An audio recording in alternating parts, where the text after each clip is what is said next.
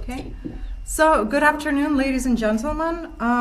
We are happy to welcome you today at our studio and Euromaidan Press. We are joined today by Mr. Mykola Bielieskov, a senior fellow at the Institute for Strategic Studies.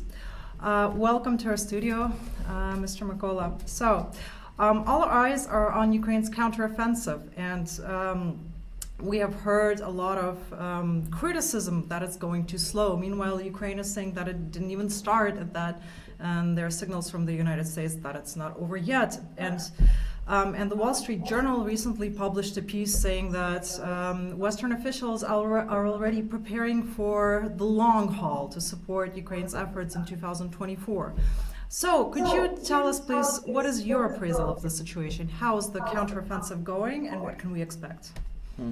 We're at quite interesting moment as for me, because from different perspective, people with different perspectives, different ideas, they can pick different evidence to prove their point. So the people who subscribe to the idea that this offensive is stalled, failed, and so on, for sure they can say, look, there is little territory that changed hands, and that's why it's not so successful. And alas, there are this kind of media coverage, especially in Western media, so we can find this kind of scenes.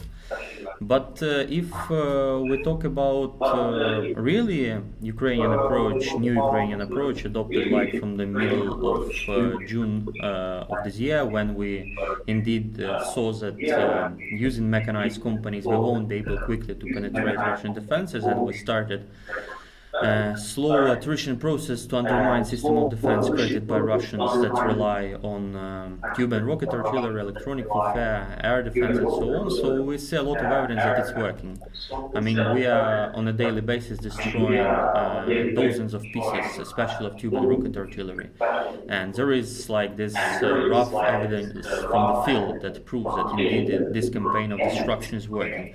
So that's why, as for me, we're at this particular moment when each one can pick his own evidence to prove conclusions, actually, because unfortunately there is this practice when there is already prepared conclusions and people are just cherry picking evidence. That's why they can do it, at least now. But as for me, the most important critical question right here, right now, is whether the tempo of destruction we can sustain, credibly do as we demonstrated, whether it would be enough to indeed create an opening for mechanized formations in the end, because we have time limits, time constraints, because weather sooner or later will start to deteriorate, and that's why for me it's an open question. So as for me, our new approach is working, but whether or not it would be able to produce ultimate result, because ultimately people would judge this offensive not only based on the rate of destruction of equipment, but on the amount of territories we liberate.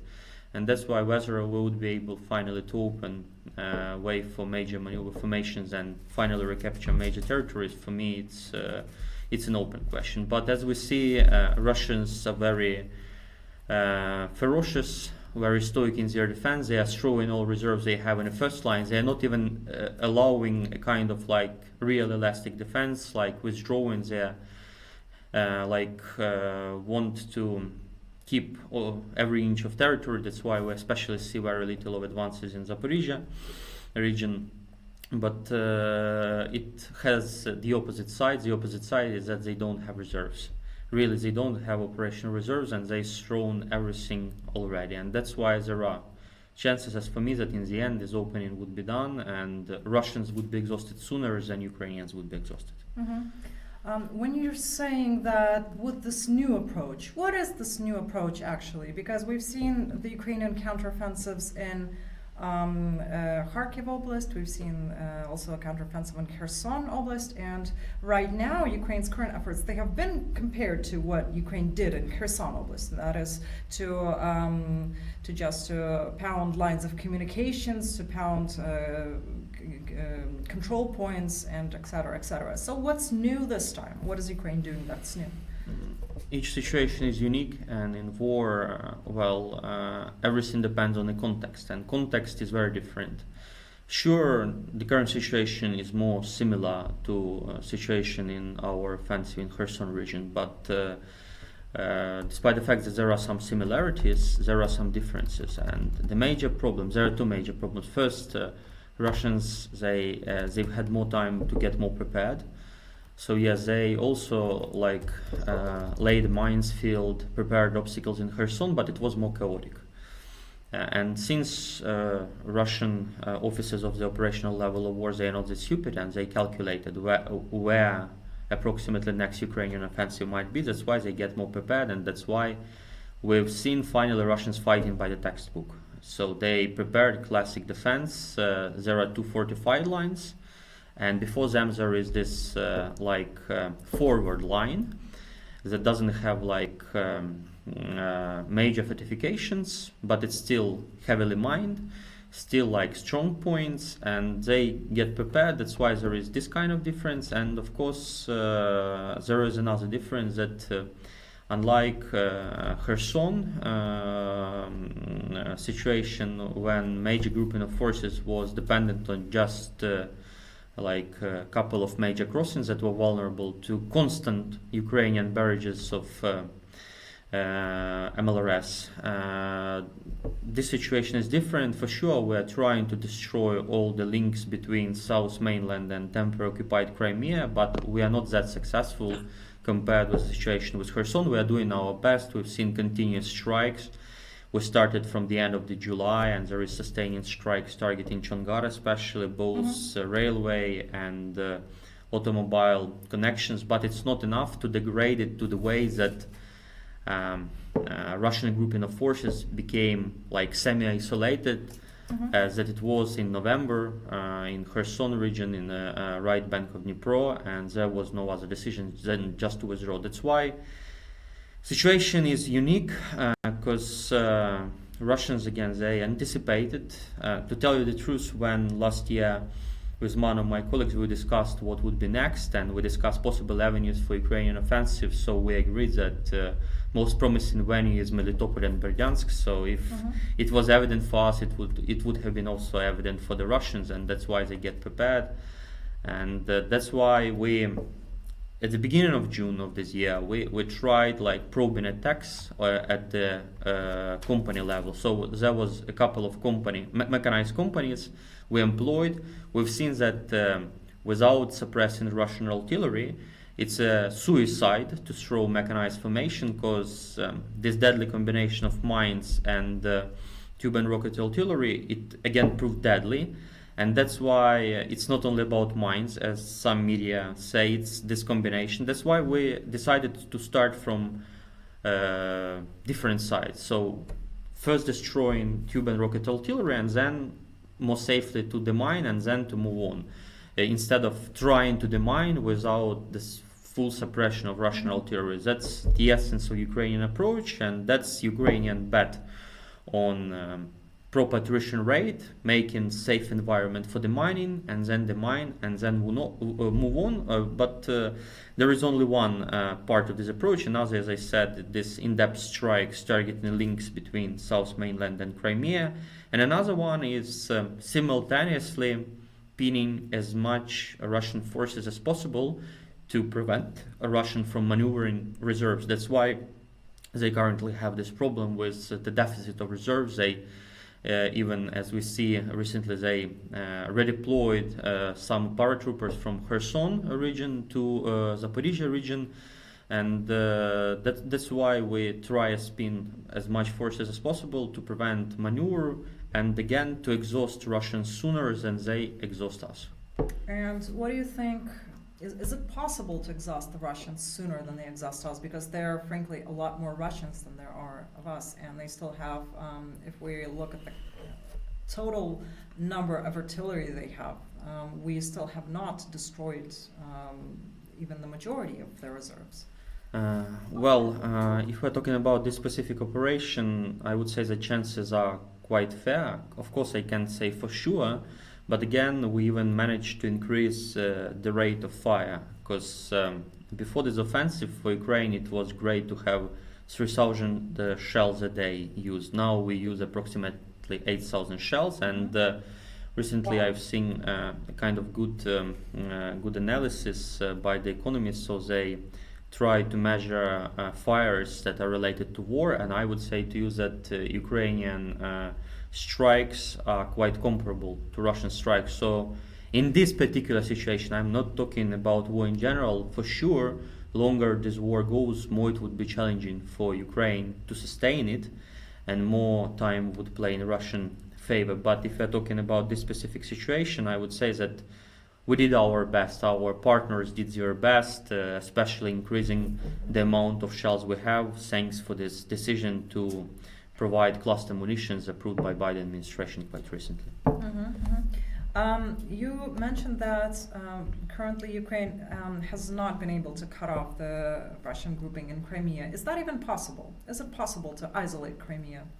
To cut it off completely? Well, maybe completely not, but even like making the Russians rely only on the crossings of the isthmus instead of like the shortest road through Chongar, it would buy us a critical time. It means that maybe in a situation, critical fight, Russians, they would feel this deficit of ammunition, deficit of fuel, and so on. That's why the shortest so-called logistic leg, it goes through Chongar. And if we at least can destroy crossings along Chongar, it would make more time for them to get all the necessary equipment and ammunition to sustain this grouping of forces. And it means more opportunities for our frontline formation to finally create preponderance of forces and finally wear down Russian forces at certain points and create opening for maneuver formation. So for sure, when there is land link through Armyansk, it's difficult to isolate fully, but it's about gaining critical time, like prolonging the period and a time when the Russians receive all necessary logistical support. And again, we also do our best in destroying Crimea Bridge. We recently, just today, we get another bunch of evidence, rough footage from the employment of Ukrainian unmanned surface vehicles, and they are quite good, I would say. Again, it's a challenge, but we're doing our best not only at Chongar but also along this artificial, unlawful Crimean bridge that is fully legitimate military target to isolate Russian grouping of forces. And again, we are doing our best with all the constraints at hand we have. Imagine that Ukraine fully destroys the Kerch Bridge. What would happen then? It would be a 180% change of the situation in Ukrainian favor, because if even the Russians manage to preserve this land connection at that time, it won't be enough to sustain grouping of forces, because if you look at the capacity of these railway lines in the mainland, it's not enough.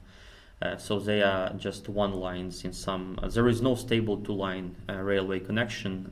It means that for them it would be, I would say, impossible to sustain and employ this grouping of forces, and to a certain extent there would be a repeat of the situation in 1920. In 1920, as it's known, Russian white movement, it was just constrained to this peninsula, and it happened to be not to have enough of resources, of capacity to sustain a large-scale fighting. So that's why it's our number one target, and that's why we are doing our best to destroy this unlawful creature of Russian regime. You mentioned that Ukraine has a window of opportunity still before winter comes, yes? And the Czech president, Petr Pavel, also a NATO officer, he has repeatedly stated that actually that is all the time that Ukraine has. He has hinted that the land that Ukraine manages to regain in this counteroffensive, that basically will be the result of the war, and then Western support will run out. Do you see any signs of that happening? Well, I can understand based on what evidence, based on what data he is making a conclusion, because indeed there is a problem that our Western partners, they still need some time to raise industrial capacity, to raise, like for instance, the amount of high explosive projectiles they produce proportionate to our needs. Because at minimum we need 90,000 high explosive shells of 155 millimeter caliber a month.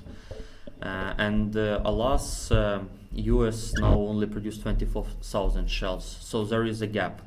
And I think it's the main reason while Petropavl is making this kind of conclusion. But I would say this way, I can say it's not only what I say now, it's the ideas I actively promote. So we already were in a situation back in spring 2022, at the end of March, at the beginning of April, when either Ukraine needed to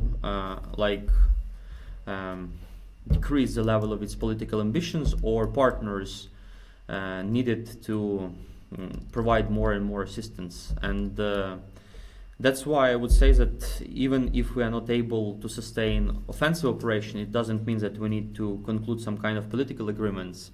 Again, I'm not the president of Ukraine, but if it was up to me, first I would switch to strategic defense for some time, till the moment West raise production capacity, and these decisions are already adopted. In meantime, I would improvise, like relying on some kind of makeshift solution like kamikaze UAVs based on first-person view UAV technology and so on. And publicly, I would say the following: that we are not going to buy a fake sense of normalcy we once did at the expense of both Ukrainian people and Ukrainian territories. And don't try to prod me tacitly into kinds of agreements, because for me it's very difficult to envision any kind of agreement with Russia. That's why for sure there is some gap in industrial capacity, in production capacity, but this gap, it doesn't mean that we should in the meantime do any agreement that for sure would favor Russia, allowing it to regroup and so on. But in the meantime, of course, the major challenge is here about sustaining this dozens of countries coalition is quite difficult, especially in democratic countries. But again, the most important thing is Ukrainian will to fight. If Ukrainians are willing to fight, continue to fight. It depends what kind of mode we take. Defensive, offensive, it's a secondary issue. The most important thing is our will to fight. And if we are willing to fight, let's be honest, West has very small room for maneuver. Because if they publicly demonstrate that we're not going to support you, it would be both moral and strategic support of the West. That's why I agree with assessments that we are approaching very critical, very important moment of this war.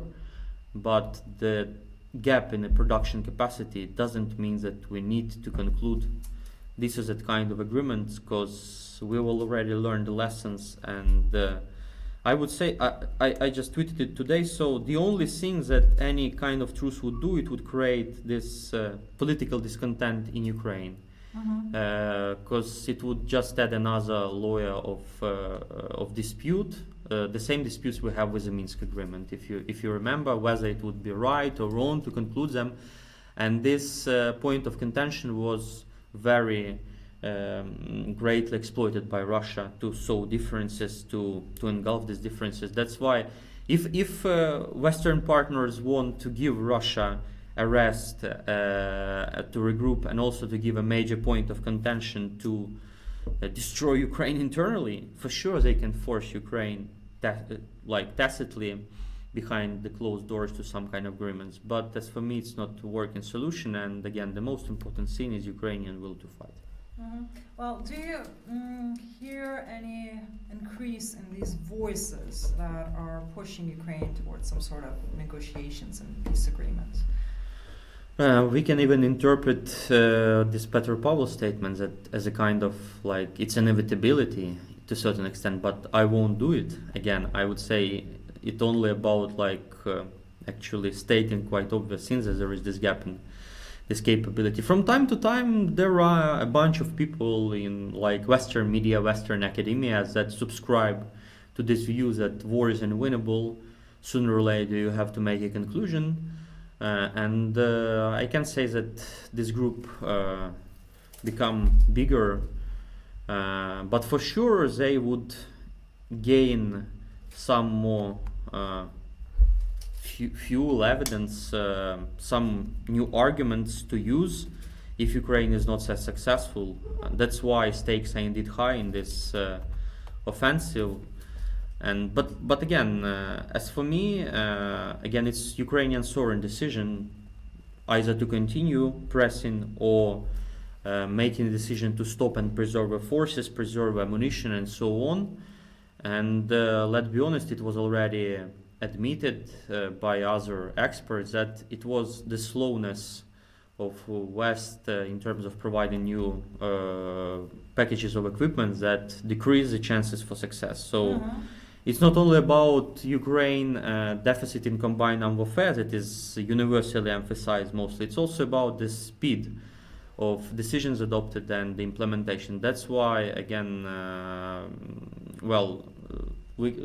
I don't like to do a blame game, but again, let's be honest, the net result is a result of different decisions, and it's not only Ukraine that can be blamed again. So as for me, more or less, situation is quite stable, and luckily, along with people who ready again to trade with Russia at the expense of Ukrainian citizens of territories, there are people who admit that it's first and foremost about this half-hearted approach adopted by Biden administration, been guided by escalation management consideration as a number one priority. So it's not about Ukraine. And again, let's get prepared for a long war. There was a number of editorials in important Western media, both in Europe and in North America, about the fact that we need to prepare to the long war, increase industrial capacity, and so on. That's why I'm not that pessimistic about Ukrainian chances in long-term war. But again, the most important thing is to preserve this Ukrainian readiness to fight. So, talking about escalation management, one of the factors behind the West's refusal to allow its weapons to strike Russian territory is presumably this escalation management. At the same time, Ukraine says that this greatly limits what it can do, that basically it's fighting with one hand tied behind its back. Do you see that changing in any time soon? I would say that the issue of unconventional escalation threats employed by Russia, it's the most effective instrument in Russian arsenal. It's not even these Russian armed forces that proved not that great in combined armed warfare. So indeed it's the most potent instrument, and the situation is a very mixed one in this field.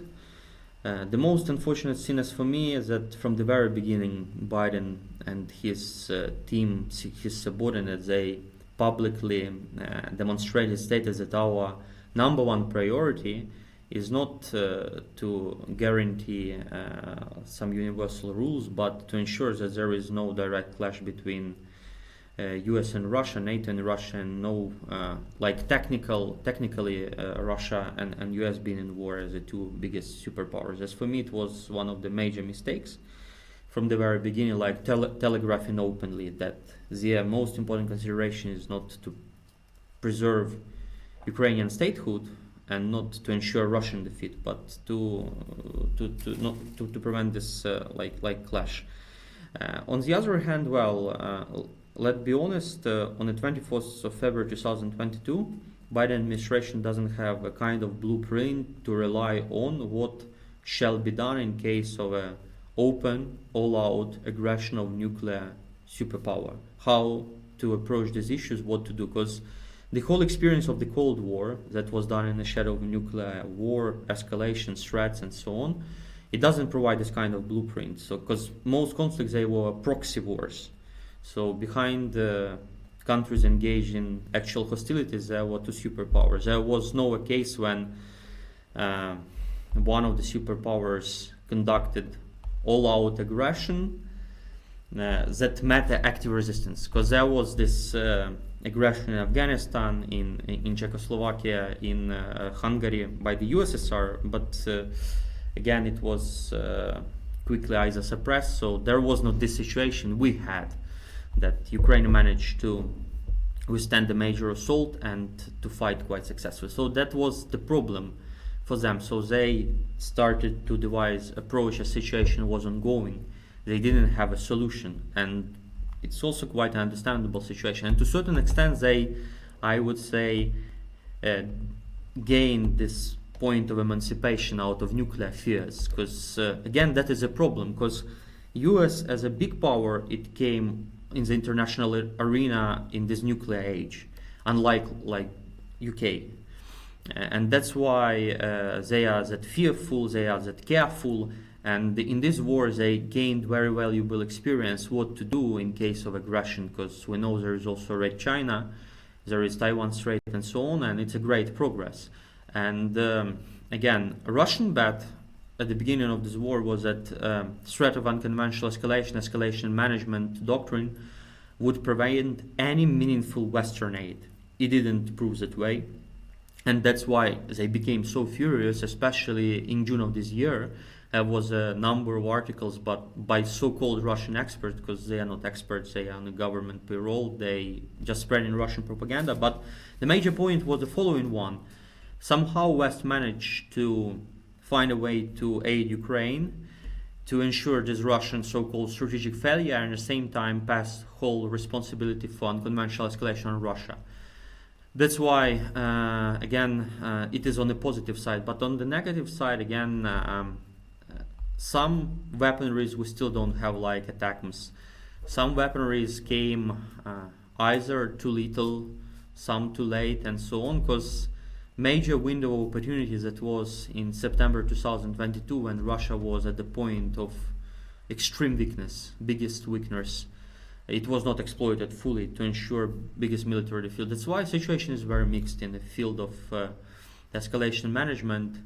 Russian bet didn't play to that way they wanted, but still it has a major influence, major impact, and US did some progress, but not enough to ensure Russian decisive defeat, and that's why we are in the current situation of long war prospects. Well, talking about weapons that Ukraine doesn't have. Earlier you explained very well how artillery was crucial for Ukraine in the first days of the war. Then how crucial it was for us to receive long strike capabilities. What weapons does Ukraine currently need the most, and how would they change the situation? Well, with the exception of some capabilities like ATACMS that are still not on the list, and for me, I can envision a number of scenarios that they might be provided, but right here, right now, chances below 50% of them being provided, or with exception of fighter jets that are in process of Ukrainian pilots being trained, and in the end, ultimately decision being adopted for the transfer, I would say that the major problem now, so in 2022, the major task was to get this US approval to ship this or that kind of weaponry. We mostly managed to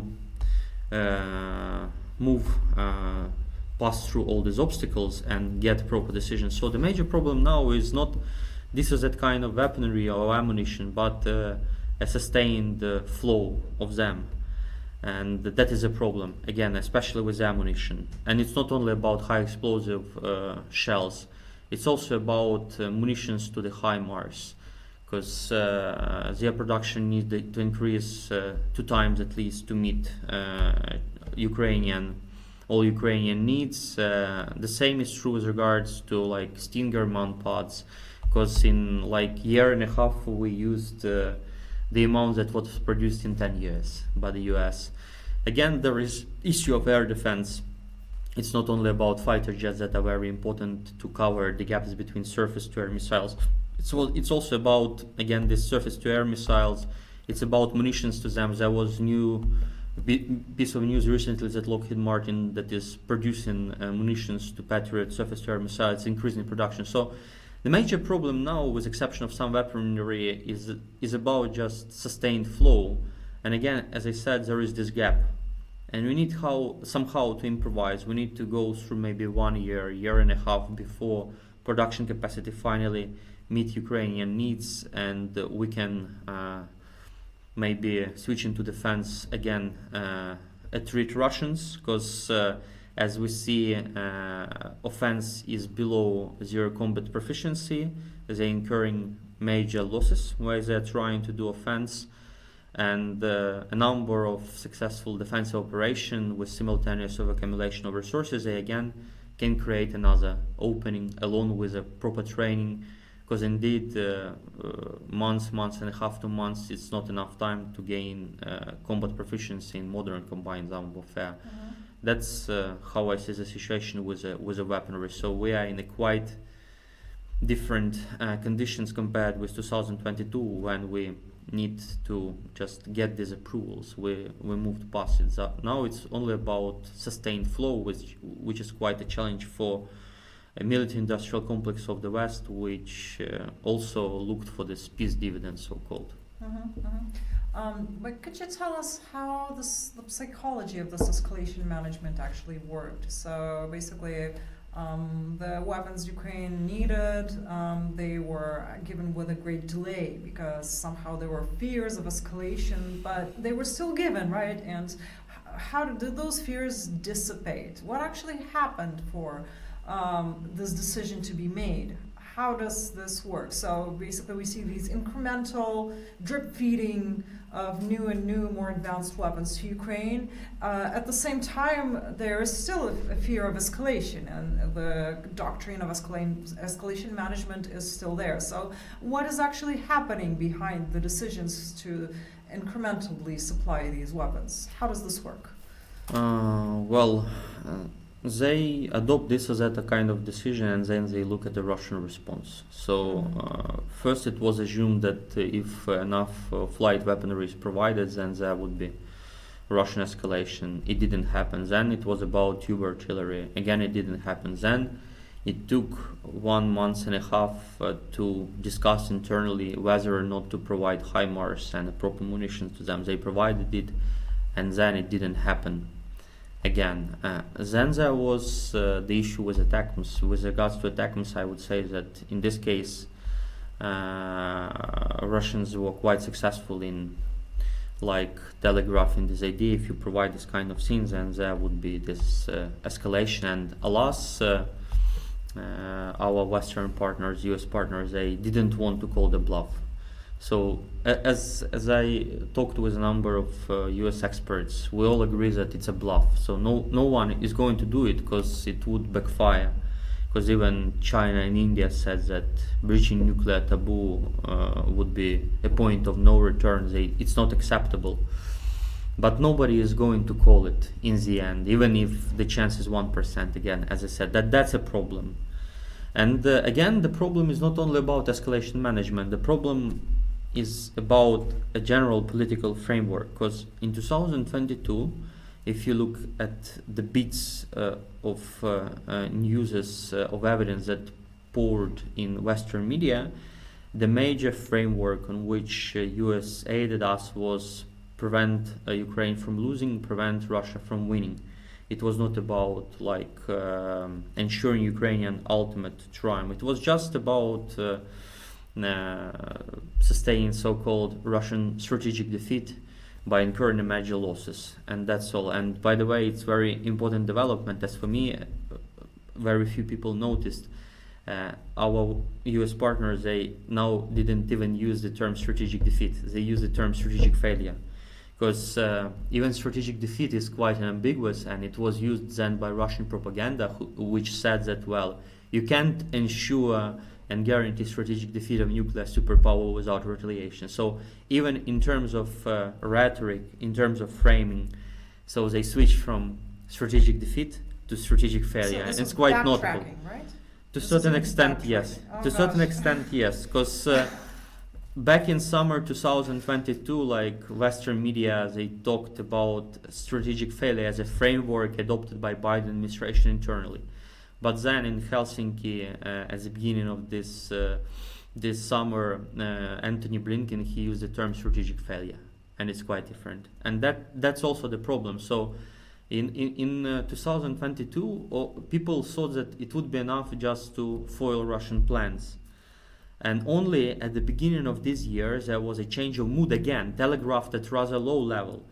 it was said like by the spokesman of the Pentagon, not by like Biden or his secretaries, that Ukraine need to conduct offensive operation to recover territories. It was said just by spokesman of Pentagon why they provide us weaponry and other kind of things. So not just prevent of Russia occupying more bits of territories, but for Ukraine to recover in one major operation. Because our last year's successes in offensive operation, let's be honest, it was a miracle to a certain extent, because we were not aided in a way to ensure the successes. Because luckily Russians made such an amount of mistakes, they weakened themselves so much, and then of course there was this great strategic misleading campaign that do destabilization on the flanks of the Russian front line that created the opening. So the fact that we had last year to offensive doesn't mean that we were aided about this, ensuring that Russia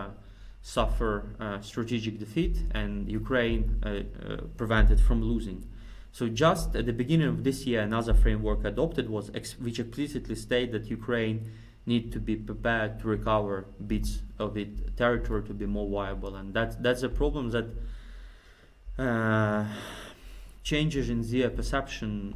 It's a lengthy process, alas, and in the meantime, Russians, they finally open their textbooks and they calculate where Ukrainian offensive might be, and they get prepared. So, but when you say that perhaps Ukraine needs to switch to defense until more ammunition is produced, what would that time give the Russians? Would they be able to set up even better fortifications and better defend this territory? Well, for sure, time would also be used by Russians. They won't sit idle.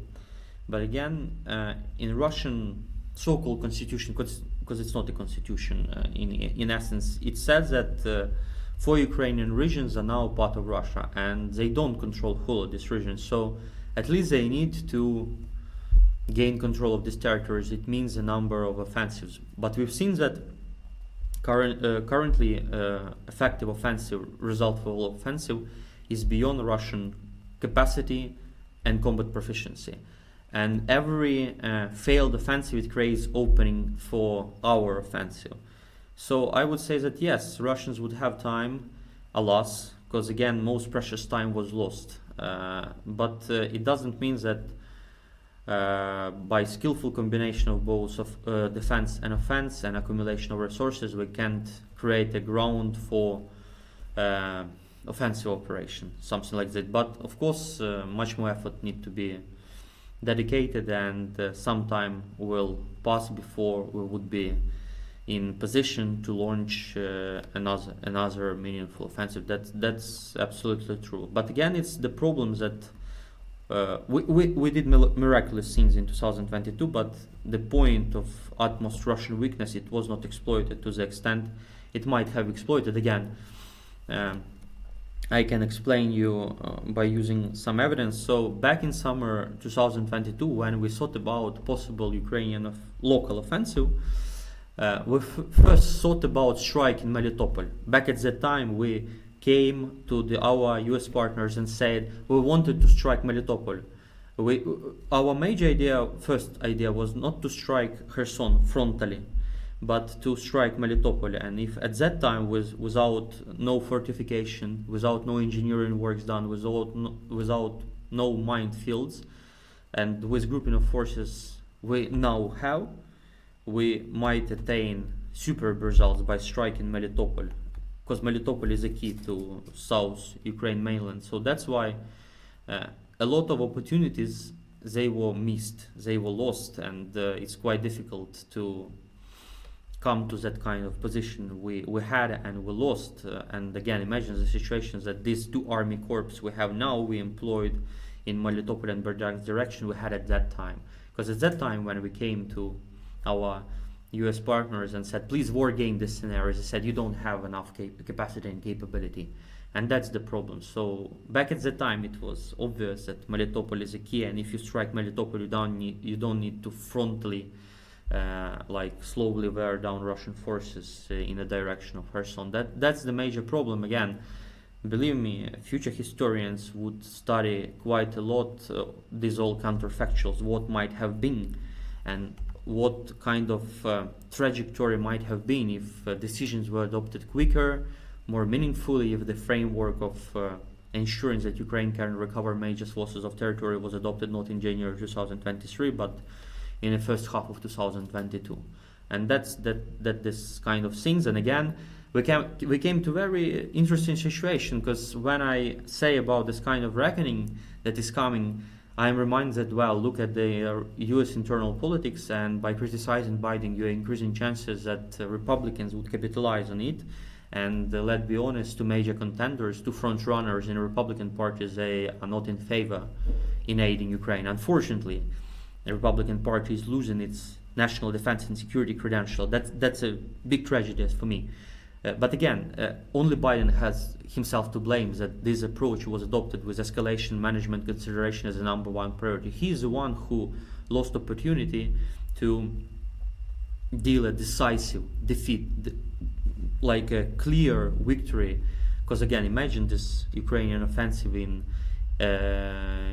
autumn of the last year, targeting Melitopol, and well, Russians would have been doomed. Alas, it didn't happen, and only Biden has himself to blame. And that's unfortunate development that this might be used, this lack of decisive result by his opponent, who would, I'm 100% sure, would continue to emphasize ideas that, well, it's going to be a long war, indecisive war, and not switch. Because unfortunately, some Ukrainians, they believe that somehow miraculously by Trump or DeSantis, they would switch their position from current rhetoric to like being Ronald Reagan Republicans. But we already seen that when Trump is saying something, he mean it, and there is very slim chances that he would change his rhetoric. But again, it's only Biden who can blame himself for this half measures approach. Mm-hmm. But as you've noted today, the escalation management principle is based on giving something and seeing the reaction. And so far, there has been no escalation. So are there any ideas developing that maybe Russia will not escalate and this is a faulty premise? Do you see any signs of that happening? Unfortunately, we are like approaching some limits despite this escalation management emancipations that we've seen. We're approaching the limits, and these limits are most visible not with regards of this or that weaponry shipment, but with regards to Ukraine NATO membership. So my reading of the situation is the following one. So everyone understands that Russia is in no capacity to wage war, especially conventional war with NATO, and it would lose if it dared to do this kind of thing. But Biden, even technically, doesn't want to have the situation that when US on the one side and Russia on the other side in war. So it's not like about waging real war, it's just been technically in this war. That's why they still are guided by risks. They still are guided by the cost of action, not by the cost of inaction, alas, but by the cost of action. And I don't see any way how they can change this framework, this approach, despite all concerted effort both by government and non-governmental initiatives. That's why we are reaching the limits of emancipation, of escalation management considerations. Maybe, again, if we manage to drive to Biden's idea that I already touched upon, that it's not only about US credibility, it's also about your political credibility if Ukraine doesn't produce this kind of success. So please do some asymmetrical things and provide us attacks that, again, increases chances for success and compensate maybe for the lack, again, of preponderant firepower on the front line. Mm-hmm. I would like to address all the wonderful people in Zoom that are today with us. Do you have any questions? Now is your time to speak up.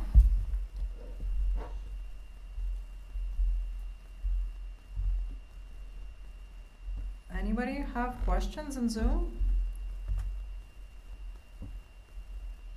Okay, if you do, please write them in the chat. Okay.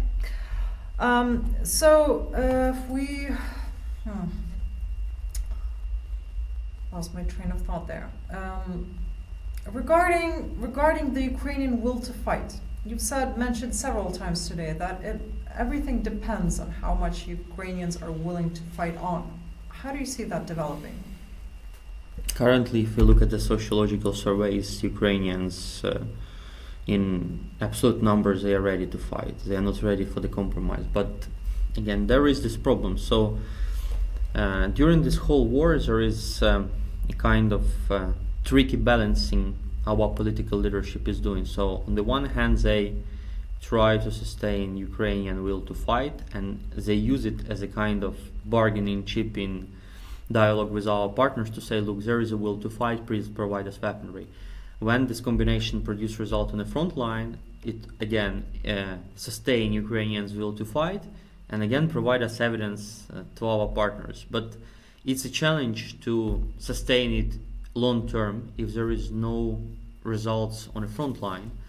And if we are talking about scenario when there is no meaningful progress on the front line, then the only way to sustain this will to fight is to start finally settling issues internally. I mean, because there is this situation when simultaneously Ukrainian, both governmental and non-governmental initiatives, they are trying to raise 235 million hryvnias for 10,000 kamikaze UAVs, and at the same time, investigative journalists, they find that somewhere in Carpathian region, there is this tender for approximately 600 million hryvnias to repair some road to some tourist vacation. And there is this problem. So that's why I would say that Ukrainian leadership on the one hand understand the needs to finally remedy the situation internally and to increase cohesion, increase morale, increase Ukrainian will to fight and endure again, because it's about sacrifices. But at the same time, there was a pile of evidence directing in the otherwise direction, and that's a challenge, and that's a problem. And again, I don't know how it would be addressed in the end, but if we are switching to defense, if we are asking Ukrainians to endure for one more year with preserving will to fight, means finally solving our internal problems, not to have this situation when people are trying to raise as soon as possible this proper amount of funds, but at the same time a couple of times bigger amount of fund is spent on repair of roads. It's important, but again, there is this discrepancy and it's quite difficult. It's even more easily for the Russian propaganda, for Russian information operations to exploit, because let's be honest, there is more and more cracks that appear both between us and our allies and in Ukraine internals that Russia is going to use. Because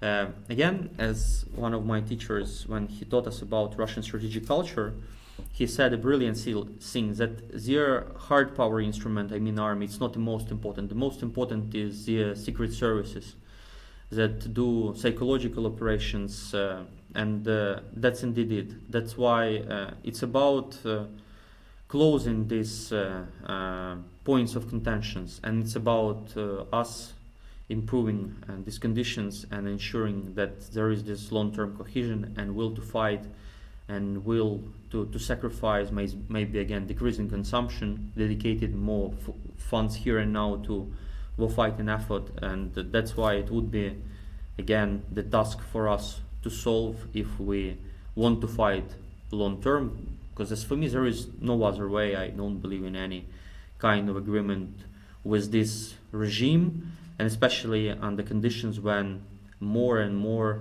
Russian identity is based on Ukraine as an existential threat to Russia.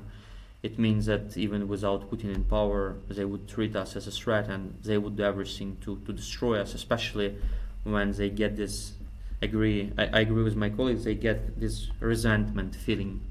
They want to have a revenge, actually. That's why I see no other options than just to persevere, fight, and making our allies to increase production capacity instead of lowering level of our political ambitions. Well, regarding raising funds for these kamikaze drones, you're also a senior analyst in the Come Back Alive Foundation. So could you please tell us about this foundation, what your current projects are, and maybe how they changed throughout the war. Do you see any signs of people wearing out? What are the current needs? What does Ukraine need to fundraise for right now? The story of Come Back Alive is very complex, very interesting one. But the most important benchmark is that we managed to raise more than 7 billion of hryvnias since 24th February 2022. It's more than $200 million. Wow. And we are biggest non-governmental charity aiding armed forces, raising monies and turning them in different equipment sets that are indispensable in modern combined armed warfare, like UAVs of different kind, communication equipment, computing equipment, equipment for indirect fire. We're also procuring a lot of hardware for territorial defense forces that we contributed quite a lot for emergency in the current form. So there is a lot of work, different projects, different simultaneous projects.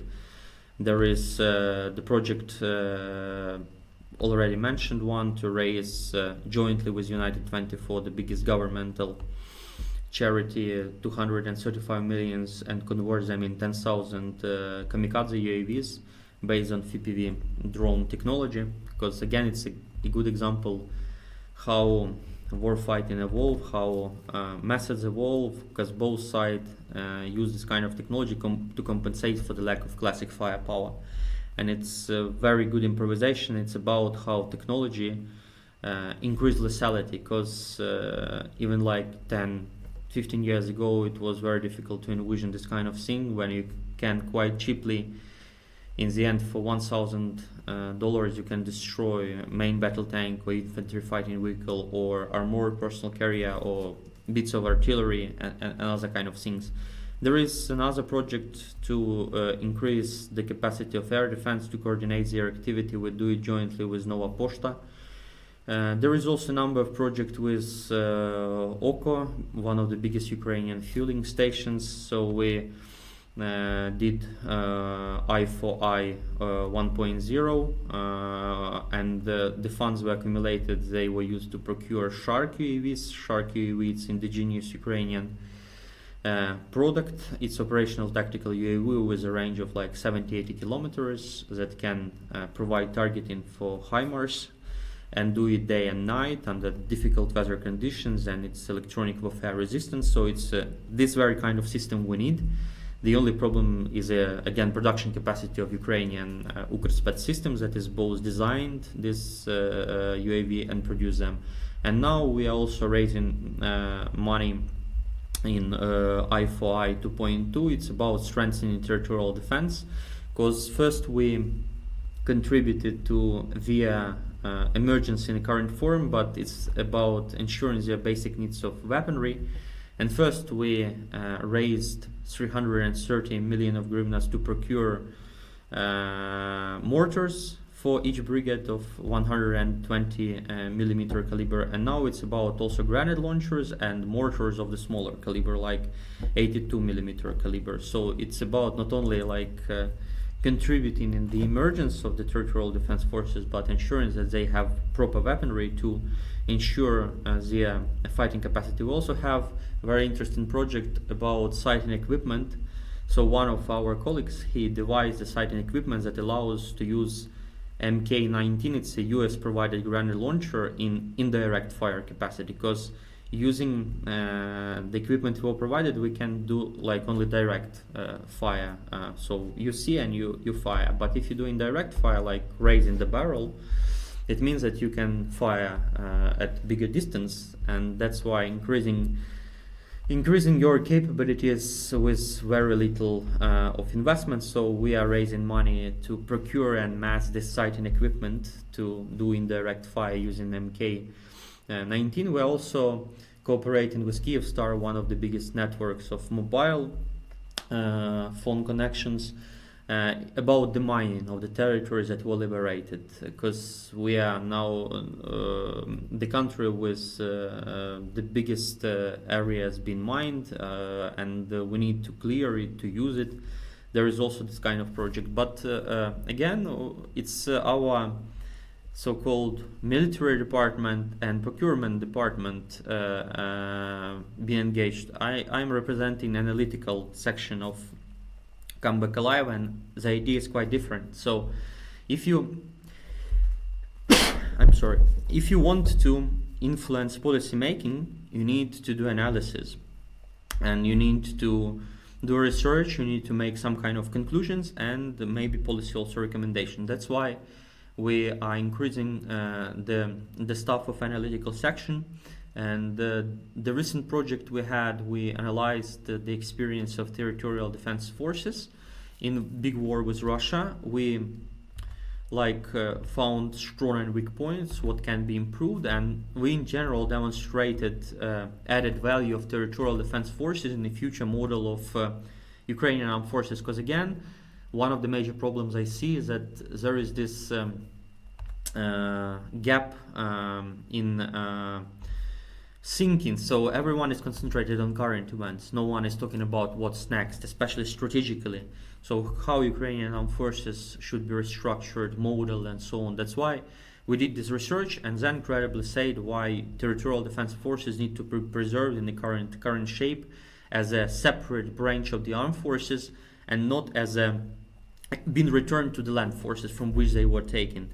And that's what we did. And the next thing we want to do, analyze war fighting in drawing lessons about what kind of capabilities in different physical domains of war we need to create a deterrent effect. Because again, as I said, there is this conceptual gap with everyone concentrated on current events. And unfortunately, some discussions that started precisely a year ago by our partners, what armed forces Ukraine need to ensure deterrence effect in the future, they stopped because everyone switched to the current event. That's why we want to analyze, because war is a very horrible thing. It's a tragedy, it's a disaster with enormous loss of life, with enormous destruction. But it also tested a lot of ideas, because before war there were different ideas about how we can structure our navy. Should it be symmetrical with major surface combatants, or should it be asymmetrical with anti-ship missiles and drones of different kinds? And we've seen in war fighting, it finally draw its conclusions. It's evidently made the case basically for a symmetrical approach. And in different domains there is also different lessons we need to learn finally. That's why, and it would also be a tribute to people who fought, who died, that we finally start to build our armed forces evidence-based and not on somebody's assumptions, whatever their quality. And let's be honest, some assumptions before the war, they proved not that right. Like that Ukraine, only small professional army would be enough. Definitely we can't sustain in peacetime armed forces bigger maybe than 200,000, 250,000 of professional troops. But war demonstrated that we need quickly to enlarge the people in uniform to approximately 1 million people. And how to balance, on the one hand, requirement to have a big wartime army, but at the same time not to create that big burden for post-war economies that would be weaker than the economy with which we started the war, and that for sure won't be able to sustain bigger armed forces than we have. That's why it is the task of our analytical department, and also we are analyzing our enemy, Russian Federation, because there is a lot of talk about Russia, but there is no in-depth research, let's be honest. So people from time to time, they are trying to force their conclusions without evidence provided. That's why we also continue to study our enemy. We did a research on the Russian, in-depth research about so-called transformation of Russia. Unfortunately, it was not publicized fully. You can only read it partially in our website. But we provided our conclusions for all decision makers. That's why it's, I would say it's a great progress of Come Back Alive, because we are not only raising money for current needs of the armed forces, but we're also thinking conceptually. Mm-hmm. And for policy making, you need to do in-depth analysis, and that's the thing I claim and applaud. That's why we're kind of unique charity that is both providing armed forces but also thinking about critical things people lack both time, skill, capacity to look at. Well, that sounds a very exciting development in Come Back Alive. Regarding this study about Russia, that's fascinating. Maybe you could share with us a few conclusions. What is Russia actually aiming at this war? Can we say what its goal is at the present time? Well, to tell you the truth, the tempo of current events is so intense that I didn't manage to read fully what my colleagues has written. I can only provide my own impression about Russia. The problem is that unlike other imperial countries in the future, Russia didn't want so-called post-imperial transition. And their identity is still based on the image of great power of the 19th century, when countries' prestige importance is based not on how your people live, not on your economic, social development and other kind of things, but about land grab, about amount of territories you control. And that's the biggest problem, and that's the thing I try to remind my colleagues in communications, that even let's imagine the situation that Ukraine fully recover all its sovereign territories, but nobody is going to continue. I mean, nobody is going to do the same kind of things that were done in 1945 when there was this denazification process that ensured completely new Germany, and without this in-depth transformation of Russia, there is no guarantee that in next 30 years, when this so-called another Russia is integrated again, there won't be a monster. Actually, there is no prevention mechanism. As for me, everything is still in place that would guarantee that if another major mistake is made by some Western politicians, pundits, elites, like accepting so-called new Russia into international community, Russia would regroup and recover. That's why, as I personally said before NATO Vilnius summit, the best way to ensure the start of Russian post-imperial transition is to accept us into NATO, to deprive Russia of the space to project its imperial delusions. Because when the Russians don't have the space, it means that they finally need to start looking at their country, their problems. And that would be finally, again, the whole war was started under the rubric that Ukraine is not a state, and the Russian eastward expansion need to be stopped. And only by bringing Ukraine into NATO, we can demonstrate to the Russian population that this plan failed and it backfired, actually producing opposite results. And it would be cheaper, again, because right here, right now, the thinking is that it's cheaper to provide Ukraine weaponry. It's cheaper, risk-free, but in the end, I would say that's the problem. People don't see the cost, the price of alternative action, so of inaction. Because again, as for me, unfortunately, maybe in 5-10 years, elites in the West, they would agree that, well, in 2022, it should have been better to accept Ukraine into NATO instead of just relying on shipment of weaponry. It would be cheaper to do it long term, and that's the problem. That's the things we are trying to do. We have progress because there are, luckily, people who are ready to listen, who are ready to change their views. But the problem, how to change the perception of the Biden administration or any successor administration, or whatever it is, because unfortunately, they are mostly guided by the risk calculation, and they want to continue this unfortunate situation when most of the risks are passed on to Ukraine. It's unsustainable again. We've already done a miraculous thing, but we can't do it alone continuously, and that's the problem again. That's why we started from Russia, ended with NATO, US, but these things are closely interlinked. But the most important thing is to ensure post-imperial transition in Russia. If it doesn't happen in the future, it means that, unfortunately, this round of Russian-Ukraine confrontation is only one chapter, and there would be another rounds of this unfortunate tragedy, unfortunate confrontation started by Russia. Thank you.